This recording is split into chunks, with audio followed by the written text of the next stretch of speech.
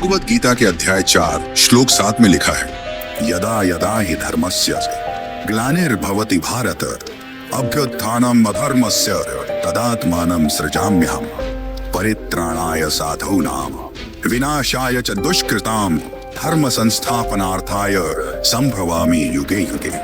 मैं प्रकट होता हूँ, मैं आता हूँ। जब जब धर्म की हानि होती है तब तब मैं आता हूँ। जब जब अधर्म बढ़ता है तब तब मैं आता हूँ। सज्जन लोगों की रक्षा के लिए मैं आता हूँ, दुष्टों का विनाश करने के लिए मैं आता हूँ, धर्म की स्थापना के लिए मैं आता हूँ और युग युग में जन्म लेता हूँ। ये बातें श्री कृष्ण ने कही हैं, जो स्वयं भगवान विष्णु के एक अवतार थे। पर यह विष्णु का पहला अवतार नहीं है। जब जब अधर्म धर्म पर हावी हुआ है तब तब विष्णु ने अवतार लिया है और आज तक विष्णु ने कुल 9 अवतार लिए और उनका 10वां अवतार कलयुग के अंत में होगा। पर क्या आपने कभी सोचा है कि ये अवतार कौन कौन से हैं और क्यों भगवान विष्णु को यह अवतार लेना पड़ा? जैसे कि आपको पता ही होगा, ब्रह्मा जी ने इस अनंत काल चक्र को 4 भागों में बांट रखा है, जो है सत्ययुग, त्रेता युग, द्वापर युग और कलयुग। और हर युग में विष्णु जी ने अवतार लिए हैं। सत्ययुग में 4 अवतार, त्रेता युग में 3 अवतार, द्वापर युग में 1 अवतार और कलयुग में 2 अवतार। इन 4 युगों में सत्य युग को सबसे पवित्र और सबसे शांत युग माना गया है, जहां सब लोग मिलजुल कर रहते थे।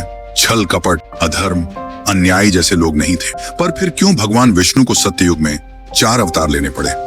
आखिर इसके पीछे क्या रहस्य है? और सबसे बड़ा रहस्य है विष्णु के 10वें अवतार का, जो कलयुग के अंत में प्रकट होंगे और धर्म की रक्षा के लिए आखिरी युद्ध लड़ेंगे। पर यह युद्ध साधारण नहीं होगा, यह मानव इतिहास की सबसे बड़ी युद्ध होगी और वह असुर कलिराज इतना शक्तिशाली होगा कि विष्णु के लिए उसे अकेले हराना असंभव होगा। तब 7 चिरंजीवियों के साथ गणेश जी भी एक भयानक अवतार लेंगे। तो चलिए आज हम आपको विष्णु के 10 अवतार के दर्शन कराते हैं और उनके बारे में ऐसे बताएंगे जैसे आज तक आपको किसी ने नहीं बताया होगा। लेकिन उससे पहले अगर आपको वीडियो अच्छी लगे तो इसे लाइक करके कमेंट श्री हरि विष्णु जरूर लिखें।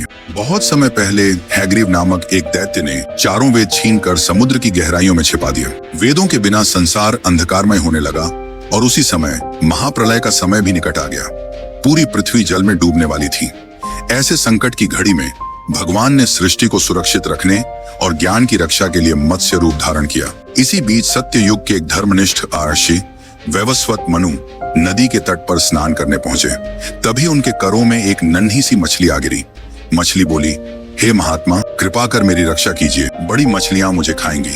मनु को उस पर दया आई और उन्होंने उसे अपने कमंडलू में रख लिया। लेकिन यह तो बस शुरुआत थी। धीरे धीरे वह मछली बढ़ती गई, कमंडलू से तालाब तक, तालाब से झील तक और झील से नदी तक। अंततः जब उन्होंने उसे समुद्र में छोड़ा तब वह एक विराट रूप में प्रकट हुई। मनु ने हाथ जोड़कर कहा, आप कोई साधारण जीव नहीं है, कृपा कर बताइए आप कौन हैं? तभी भगवान विष्णु मत्स्य रूप में प्रकट होकर बोले, हे मनु, शीघ्र ही महाप्रलय आने वाला है। पूरा संसार जल में डूब जाएगा, लेकिन तुम्हें और जीवों की संतति को बचाकर नई सृष्टि की नींव डालनी होगी। जब प्रलय आए तब तुम अपनी पत्नी, 7 महान अर्षियों, औषधियों और सभी जीव जंतुओं के बीजों को एक नाव में लेकर बैठ जाना। मैं मत्स्य रूप में उस नाव को सुरक्षित स्थान तक ले जाऊंगा।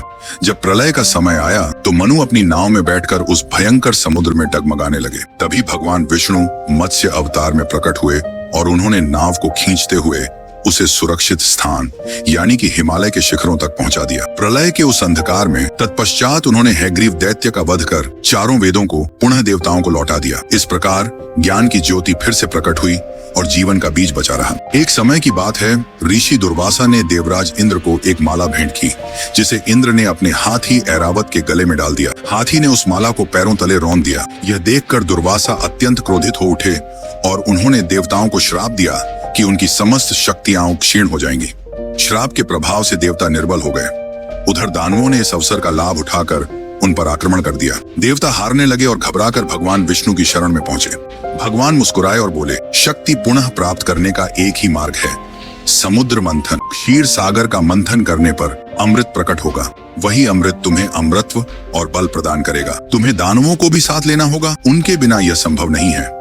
इंद्र दानवराज बाली के पास गए और यह प्रस्ताव रखा। बाली पहले तो संदेह में था, लेकिन जब उसे पता चला कि यह स्वयं नारायण का आदेश है तो उसने प्रस्ताव स्वीकार कर लिया। मंदार पर्वत को मथनी बनाया गया और नागराज वासुकी को रस्सी। देव और दानव दोनों ही पक्ष रस्सी के दोनों ओर खड़े होकर समुद्र को मथने लगे। लेकिन समस्या यह हुई कि विशाल मंदार पर्वत बार बार डूबने लगा। तब भगवान ने स्वयं कूर्म अवतार यानी कि कछुए का रूप धारण किया। वे क्षीर सागर की गहराइयों में जाकर अपनी विशाल पीठ पर पूरे पर्वत को थामे रहे। इस प्रकार मंथन सुचारू रूप से चलने लगा। जैसे जैसे समुद्र मंथन होता गया, एक एक करके अद्भुत रत्न और दिव्य वस्तुएं प्रकट होने लगी। कामधेनु, ऐरावत हाथी, उच्च अश्रवा अश्व, कौस्तुभ मणि, लक्ष्मी जी और अनेक अमूल्य धरोहरें। लेकिन मंथन के बीच से एक भयंकर विष भी निकला, जिसे देखकर सभी घबरा गए। तब भगवान शिव ने करुणा करके उस विष को अपने कंठ में धारण कर लिया और नीलकंठ कहलाए। अंततः समुद्र मंथन से धन्वंतरी प्रकट हुए। उनके हाथों में अमृत कलश था। दानव उसे छीनने दौड़े, पर भगवान विष्णु ने मोहिनी रूप धारण कर अमृत को देवताओं को वितरित कर दिया। इस प्रकार देवताओं ने पुनः अपनी शक्ति प्राप्त की और धर्म की रक्षा हुई। सृष्टि के आरंभिक युगों में दो असुर भाई उत्पन्न हुए, हिरण्याक्ष और हिरण्यकश्यप। दोनों ही दैत्य अत्यंत पराक्रमी और अहंकारी थे। धीरे धीरे उनका आतंक तीनों लोकों में फैल गया। देवता भी उनसे भयभीत हो गए और अधर्म चारों ओर हावी होने लगा। इनमें से हिरण्याक्ष विशेष रूप से गर्व और बल का प्रतीक था। अपनी शक्ति दिखाने के लिए उसने एक अद्भुत कृत्य किया। उसने स्वयं पृथ्वी का अपहरण कर लिया। उसने पृथ्वी को अपने बल से ले जाकर समुद्र की गहराइयों में छिपा दिया, जिससे जीव जंतु, मनुष्य और देवता सब चिंतित हो उठे। पृथ्वी माता ने करुणा भरी पुकार लगाई, हे नारायण, मेरी रक्षा कीजिए। उनकी पुकार सुनकर भगवान विष्णु ने एक अद्भुत रूप धारण किया। वराह अर्थात दिव्य जंगली सुअर। उनकी गर्जना से तीनों लोग गूंज उठे। वराह रूप धारण करके भगवान सागर की गहराइयों में उतरे। वहां हिरण्याक्ष खड़ा था, अपने अद्भुत बल पर घमंड करते हुए। फिर प्रारंभ हुआ एक भयंकर युद्ध। समुद्र की गहराइयों में दोनों का संघर्ष इतना भीषण था कि देवता ऊपर खड़े होकर भय और आश्चर्य से देख रहे। इस महासंग्राम में अंततः भगवान वराह ने अपने तीव्र दांतों से हिरण्याक्ष को उठा लिया और उसे चारों ओर घुमाकर परास्त कर दिया। फिर भगवान ने अपनी विशाल दांतों पर पृथ्वी माता को उठाया और उन्हें जल से बाहर लाकर ब्रह्मांड के संतुलन स्थान पर स्थापित कर दिया। लेकिन यह कथा यहीं समाप्त नहीं होती। हिरण्याक्ष का भाई हिरण्यकश्यप इस घटना से क्रोधित हो उठा। उसने निश्चय किया कि वह अपने भाई की मृत्यु का प्रतिशोध अवश्य लेगा। इसी प्रतिशोध की भावना ने आगे चलकर उसे ऐसा वरदान दिलवाया जिसने उसे लगभग अजेय बना दिया। और यही कहानी हमें ले जाती है अगले अद्भुत प्रसंग की ओर, नरसिंह अवतार की ओर। इसके लिए उसने कठोर तपस्या की और स्वयं ब्रह्मा जी को प्रसन्न किया। जब ब्रह्मा जी उसके सामने प्रकट हुए तो हिरण्यकश्यप ने उनसे ऐसा वरदान मांगा जिससे उसकी मृत्यु लगभग असंभव हो जाए। ब्रह्मा जी ने उसकी कठिन तपस्या से प्रसन्न होकर यह वरदान दे दिया। वरदान पाकर हिरण्यकश्यप का अभिमान चरम पर पहुंच गया। वह स्वयं को अमर समझने लगा। उसने घोषणा कर दी, अब सृष्टि में भगवान का कोई अस्तित्व नहीं है, केवल मैं ही सर्वोच्च हूँ, सबको मेरी पूजा करनी होगी। लेकिन हिरण्यकश्यप का अपना ही पुत्र प्रहलाद उसके विरुद्ध खड़ा हो गया। प्रहलाद बचपन से ही भगवान विष्णु का अनन्य भक्त था। वह दिन रात ओम नमो नारायणाय का जप करता। पिता लाख रोकता धमकाता, यहाँ तक कि दंड देता, पर प्रहलाद कभी विचलित नहीं हुआ। हिरण्यकश्यप ने उसे मारने के कई प्रयास किए, यहाँ तक कि अपनी बहन होलिका की सहायता से उसे अग्नि में बैठाकर जलाने का प्रयास भी किया गया। पर हुआ उल्टा, होलिका जलकर भस्म हो गई और प्रहलाद सुरक्षित बाहर आ गया। अंततः हिरण्यकश्यप का क्रोध सीमा पार कर गया। उसने प्रहलाद को महल की चौखट पर बुलाकर पूछा, तेरा विष्णु कहाँ है? यदि वह सचमुच सर्वव्यापी है तो इस खंभे में भी होगा क्या? प्रहलाद ने शांत स्वर में कहा, हाँ पिताश्री, मेरे प्रभु हर जगह हैं। यह सुनकर हिरण्यकश्यप ने क्रोध में अपनी गदा से उस खंभे को तोड़ डाला। उसी क्षण वहां से एक अद्भुत भीषण स्वरूप प्रकट हुआ, नरसिंह। नरसिंह अवतार ने क्रोध में हिरण्यकश्यप का गला पकड़ अवतार ने हिरण्यकश्यप का चीरा फाड़ दिया और इस संसार को उसके भय से मुक्त किया। प्रहलाद ने अपने प्रभु के चरणों में प्रणाम किया और सृष्टि में फिर से धर्म का प्रकाश फैल गया। हिरण्यकश्यप के वध के बाद उसका पुत्र प्रहलाद भगवान विष्णु का महान भक्त बन गया। प्रहलाद की भक्ति की गाथा तीनों लोकों में प्रसिद्ध हुई। समय बीता और उसके वंश में जन्म हुआ राजा बलि का, जो प्रहलाद का पोता था। बलि बचपन से ही साहसी और उदार थे। उन्होंने कठोर तपस्या की और देवताओं से भी अधिक शक्ति प्राप्त की। गुरु शुक्राचार्य के मार्गदर्शन में उन्होंने असुरों का नेतृत्व किया और एक एक कर देवताओं को पराजित कर दिया। स्वर्ग लोक तक पर कब्जा कर लिया गया। देवता असहाय हो उठे और भगवान विष्णु के पास पहुंचे। भगवान ने देखा कि बलि अत्यंत बलशाली है, परंतु एक गुण उसमें विशेष रूप से प्रबल था, उसकी दानवीरता। वह किसी भी याचक को खाली हाथ नहीं लौटाता था। इसीलिए उन्होंने वामन अवतार धारण किया, एक छोटे से ब्राह्मण बालक का रूप। सिर पर जटाजूट, हाथ में कमंडल, शरीर पर चमकता तेज और वाणी में विनम्रता। एक दिन राजा बलि विशाल यज्ञ कर रहे थे, तभी वहां यह नन्हा ब्राह्मण पहुंचा। बलि ने उनका आदर सत्कार किया और बोला, ब्रह्मचारी, बताइए आपको क्या चाहिए, मैं आपको अवश्य दान दूंगा। वामन मुस्कुराए और बोले, राजन, मुझे केवल 3 पग भूमि चाहिए जहां मैं शांति से बैठकर तप कर सकूं। बलि ने हंसते हुए कहा, मुझे लगा था कि तुम स्वर्ण, गायों या कोई राज्य मांगोगे, लेकिन तुमने तो केवल 3 पग भूमि मांगी। इसे मैं अवश्य दूंगा। जैसे ही बलि ने संकल्प लिया, वही छोटा ब्राह्मण अचानक विराट हो उठा। उसका शरीर आकाश छू गया, सिर से ब्रह्मांड तक उसका प्रकाश फैल गया। ये थे स्वयं वामन विष्णु का त्रिविक्रम रूप। भगवान ने पहला पग बढ़ाया, पूरी पृथ्वी नाप ली।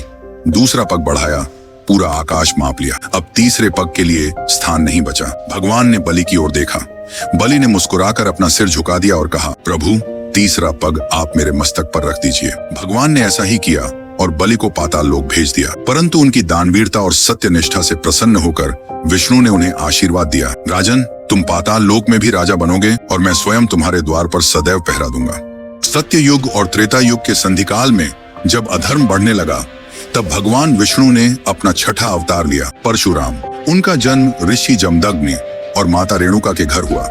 बचपन में ही उन्होंने शस्त्रों और शास्त्रों की गहन शिक्षा प्राप्त की। वे महादेव के अनन्य भक्त थे और भगवान शिव ने ही उन्हें एक दिव्य फरसा प्रदान किया। तभी से वे परशुधारी राम अर्थात परशुराम कहलाए। समय बीता। एक दिन है वंशी राजा सहस्त्रार्जुन जमदग्नि के आश्रम आया। वहां उसने कामधेनु नामक दिव्य गाय देखी। लालच में आकर सहस्त्रार्जुन ने बलपूर्वक कामधेनु को छीन लिया। जब परशुराम को इसका समाचार मिला तो उन्होंने अकेले ही राजा और उसकी विशाल सेना का सामना किया। उन्होंने सहस्त्रार्जुन का वध किया और कामधेनु को वापस ले आए। सहस्त्रार्जुन के पुत्रों ने प्रतिशोध स्वरूप ऋषि जमदग्नि का वध कर दिया। यह समाचार पाकर परशुराम क्रोध से जल उठे। उन्होंने प्रतिज्ञा ली, मैं इस पृथ्वी से क्षत्रियों का विनाश कर दूंगा। इसके बाद परशुराम ने अकेले ही 22 बार पूरी पृथ्वी से क्षत्रियों का संहार किया। उन्होंने क्षत्रिय वंश को लगभग समाप्त कर दिया। अपने व्रत को पूर्ण करने के बाद परशुराम ने अश्वमेध यज्ञ कर संपूर्ण पृथ्वी महर्षि कश्यप को दान कर दी। फिर वे अपने शस्त्र इंद्र को सौंपकर महेंद्र पर्वत पर तपस्या में लीन हो गए। लेकिन परशुराम की गाथा यहीं समाप्त नहीं होती। उन्हें देवताओं ने चिरंजीवी का वरदान दिया। आज भी वे जीवित माने जाते हैं और कहा जाता है कि वे कल की अवतार के समय प्रकट होकर उन्हें दिव्य शस्त्र प्रदान करेंगे और धर्म स्थापना में सहायक बनेंगे। त्रेता युग में जब अधर्म और रावण जैसे दुष्टों का आतंक बढ़ने लगा, तब भगवान विष्णु ने अपना 7वां अवतार लिया, श्री राम। अयोध्या नगरी में सूर्य वंश के प्रतापी राजा दशरथ का राज्य था। वे धर्मनिष्ठ और प्रजावत्सल थे, लेकिन संतानहीन थे। संतान प्राप्ति के लिए उन्होंने महर्षि श्रृंगी के मार्गदर्शन में पुत्रेष्ठी यज्ञ किया। यज्ञ के फलस्वरूप रानी कौशल्या से श्री राम, रानी कैकेयी से भरत और रानी सुमित्रा से लक्ष्मण व शत्रुघ्न का जन्म हुआ। जब महर्षि विश्वामित्र यज्ञ में विघ्न डालने वाले राक्षसों से त्रस्त हुए, तो वे राम और लक्ष्मण को अपने साथ ले गए। वहां राम ने ताड़का और सुबाहु जैसे राक्षसों का वध किया और विश्वामित्र का यज्ञ सफल हुआ। इसके बाद वे मिथिला पहुंचे, जहां राजा जनक ने अपनी पुत्री सीता का स्वयंवर रखा था। तब राम ने सहजता से धनुष उठाया और उसे तोड़ डाला। इसी के साथ सीता जी ने राम को पति रूप में स्वीकार किया। अयोध्या लौटने पर राम के राजतिलक की तैयारी होने लगी, लेकिन रानी कैकेयी अपनी दासी मंथरा के कहने पर राजा दशरथ को अपने 2 वरदान याद दिलाती है।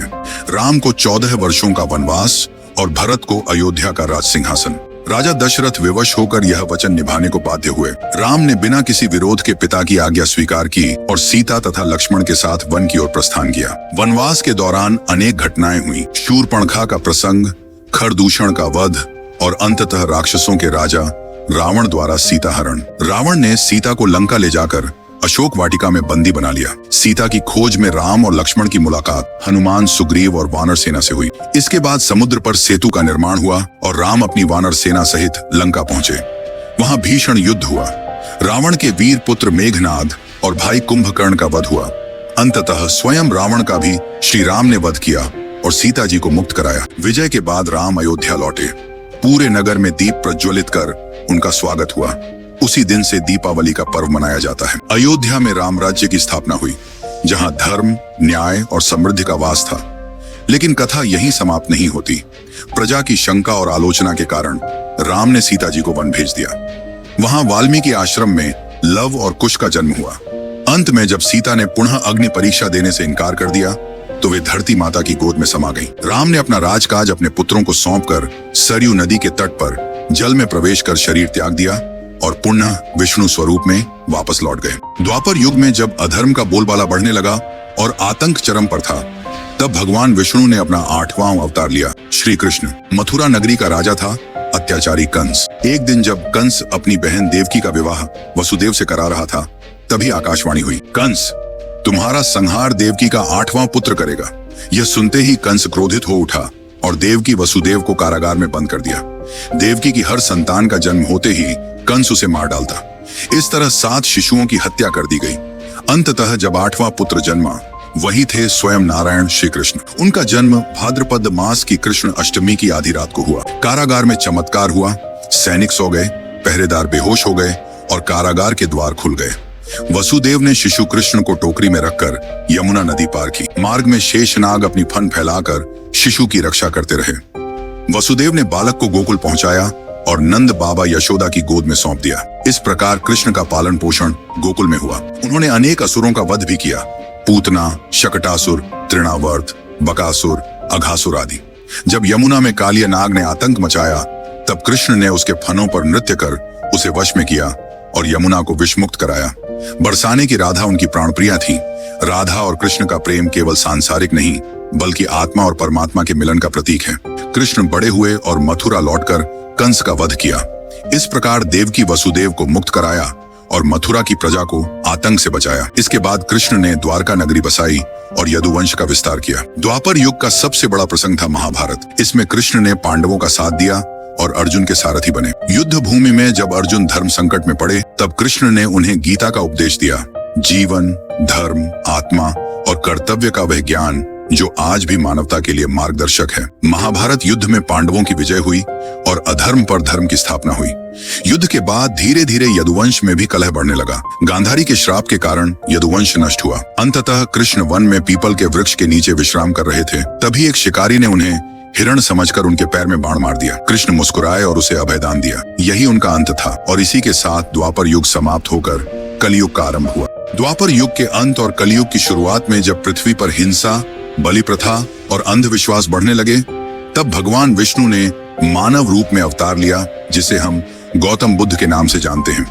यह अवतार इसीलिए विशेष था क्योंकि इसमें ईश्वर ने युद्ध या शस्त्र का सहारा नहीं लिया, बल्कि ज्ञान और करुणा से मानवता को मार्ग दिखाया। ईसा से लगभग 500 साल पहले कपिलवस्तु में शाक्य वंश के राजा शुद्धोधन और रानी महामाया के घर एक पुत्र का जन्म हुआ। जन्म के 7वें दिन ही माता का निधन हो गया और बालक का पालन पोषण उनकी मौसी प्रजापति गौतमी ने किया। उसका नाम सिद्धार्थ रखा गया।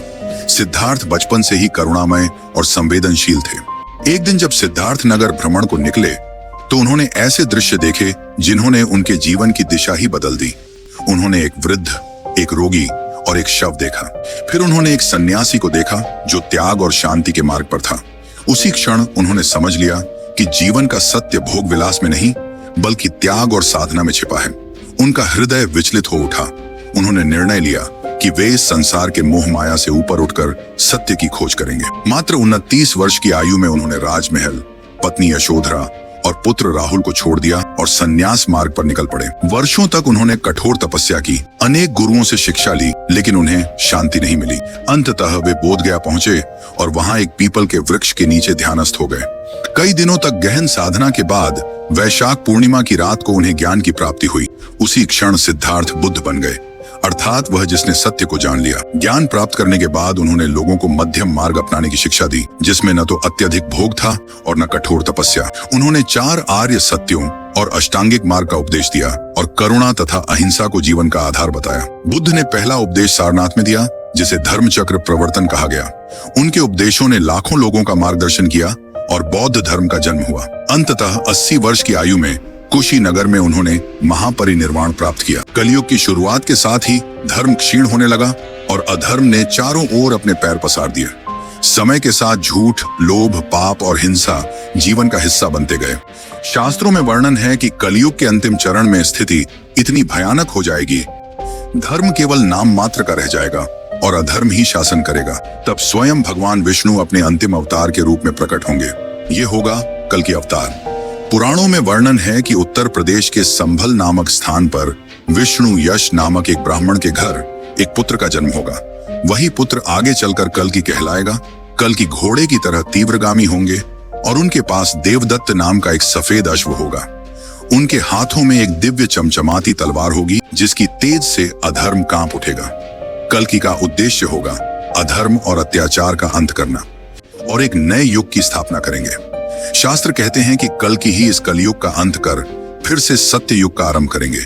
लेकिन कल्कि की कथा यहीं समाप्त नहीं होती। मान्यता है कि जब वे प्रकट होंगे तो उनके साथ वे अमर योद्धा भी खड़े होंगे, जिन्हें हम चिरंजीवी कहते हैं, जैसे परशुराम, हनुमान, अश्वत्थामा और अन्य।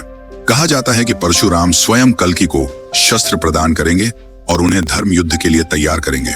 शास्त्रों में संकेत है कि कलियुग के अंतिम चरण में कलिराज नाम का एक भयानक चरित्र उभरेगा, जो अधर्म का प्रतीक होगा और संसार को विनाश की ओर धकेलेगा। यही वह शक्ति होगी जिसका अंत करने के लिए कल्कि प्रकट होंगे।